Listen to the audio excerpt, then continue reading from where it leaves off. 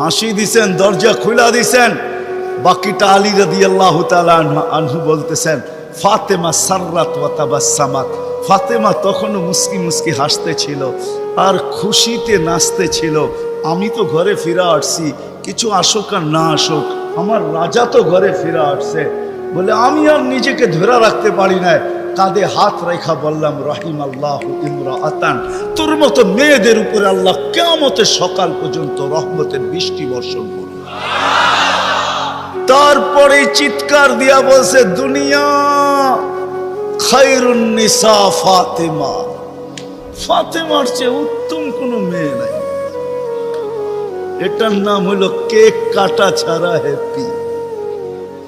আমরা তো কেক কাটো, আল্লাহকে রাজি করতে হবে। রাজি? আল্লাহকে রাজি করতে রাজি? কে কে রাজি দেখি? হ্যাঁ সত্য? নামান নামান নামান। কিন্তু আল্লাহকে রাজি করবেন কি করে? চোখে দেখা যায়, কথা কানে শোনা যায়, ধ্যান ধারণায় আনা যায়, বর্ণনা দিয়ে শেষ করা যায়? সামান্য পদস্থ হইলে হাত ধরা ছোঁয়ার বাহিরে চলে যায়, ঠিক না?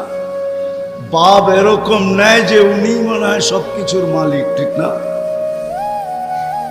সামান্য পদস্থ হলে আল্লাহ তো আল্লাহ না, আল্লাহ তো রহমান, আল্লাহ তো রহিম, আল্লাহ তো মালিক, আল্লাহ তো কুদ্দুস, আল্লাহ তো সালাম, আল্লাহ তো মুমিন, আল্লাহ তো মুহাইমিন, আল্লাহ তো আজিজ, আল্লাহ তো জব্বার, আল্লাহ তো মুতাকাব্বিরুল খালিকুল বারিউল মুসাব্বিরুল গফফারুল কহ্হারুল ওয়াহাবুর রাজ্জাকুল ফাত্তাহুল আলিমুল কাবিদুল বাসিতুল খাফিদুর রাফিউল মুইজ্জুল মুযিল্লুস সামিউল বাসীর।